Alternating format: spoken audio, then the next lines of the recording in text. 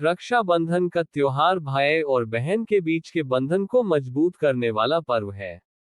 इस त्योहार को मनाने की शुरुआत कब हुई, यह कहना कठिन है। इतिहास के पन्नों में रक्षाबंधन से जुड़े कई ऐसी कहानियां दर्ज हैं।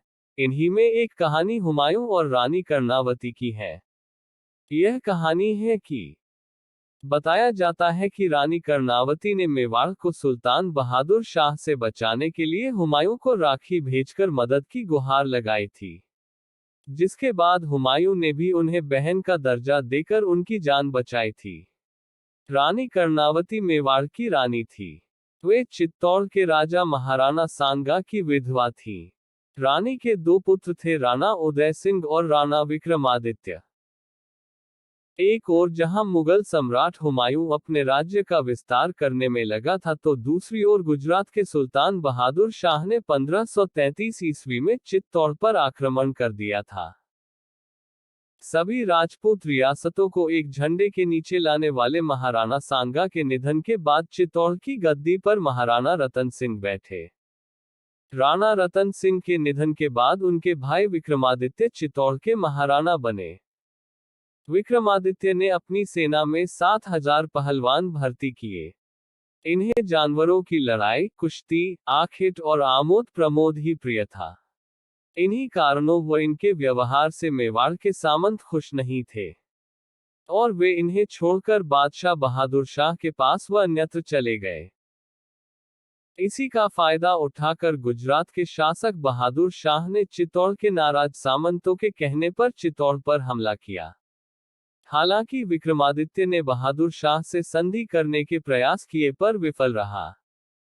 बहादुर शाह ने सुदृढ़ मोर्चाबंदी कर चित्तौड़ पर तोपों से हमला किया।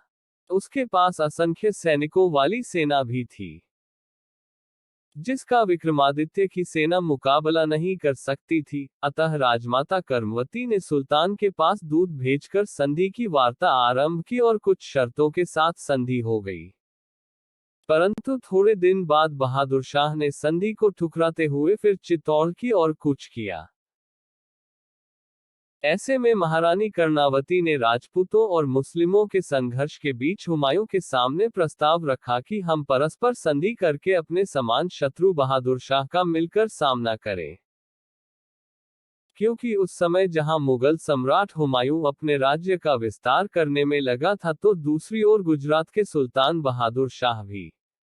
मुगल सम्राट हुमायूं ने रानी का प्रस्ताव स्वीकार कर लिया, क्योंकि राजमाता कर्णावती जानती थी कि महाराणा विक्रमादित्य न तो कुशल योद्धा है और न ही बुद्धिमान शासक। इसलिए मेवाड़ की लाज बचाने के लिए उन्होंने मुगल सम्राट हुमायूं को राखी भेजकर सहायता मांगी।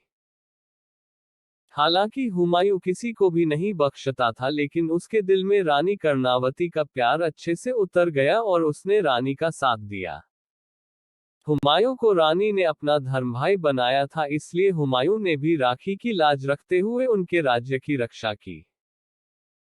हुमायूं ने राजमाता की राखी का मान रखा। राखी मिलते ही उसने ढेरों उपहार भी भेजे और आश्वस्त किया कि वह सहायता के लिए आएगा। जब चित्तौड़ पर आक्रमण हुआ, उस वक्त हुमायूं ग्वालियर किले पर सपरिवार ठहरा हुआ था। उसने वहां से आगरा और दिल्ली हरकारा भेजकर फौजें जुटाने का आदेश दिया, लेकिन जब तक वह फौजों को लेकर चित्तौड़ पहुंचा, वहां देर हो चुकी थी। राजमाता कर्णावती महल की सभी स्त्रियों समेत जौहर कर चुकी थी। हालांकि जौहर के पहले उन्होंने धाय पन्ना के हाथोटे राजकुमार उदय सिंह को बूंदी किले में सुरक्षित भेज दिया था। जब हुमायूं ने चित्तौड़ में राजमाता कर्णावती के जौहर की बात सुनी तो दुख और गुस्से में भर गया। हुमायूं ने गुजरात पर आक्रमण कर दिया और बहादुर शाह के सेनापति तातार खां को बुरी तरह हरा दिया। इसके बाद बहादुर शाह हुमायूं से युद्ध के लिए गया और मंदसौर के पास मुगल सेना से हुए युद्ध में हार गया। उसकी हार की खबर सुनते ही चित्तौड़ के राजपूत सैनिकों ने चित्तौड़ पर हमला कर बहादुर शाह के सैनिकों को भगा दिया और राजकुमार उदय सिंह को बूंदी से लाकर दोबारा महाराणा बना दिया।